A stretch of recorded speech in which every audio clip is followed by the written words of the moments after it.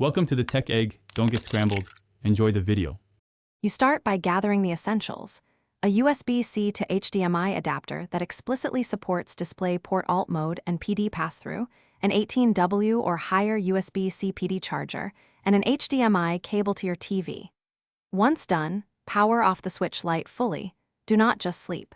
Then plug the HDMI into the TV and the USB-C adapter into the charger. Make sure cables are seated. Loose connections are the most common early hiccup.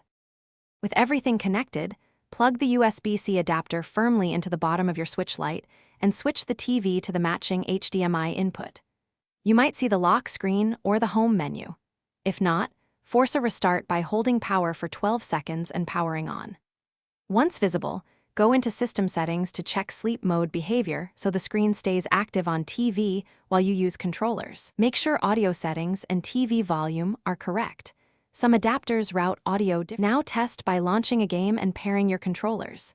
You'll get video and charge simultaneously if the adapter supports PD pass-through. Monitor temperature briefly because some adapters run warm.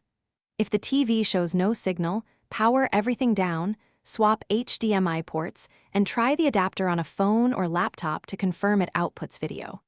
If that fails, use a different certified DP Alt mode adapter. Cheap hubs often lack the needed standards and are the usual culprit.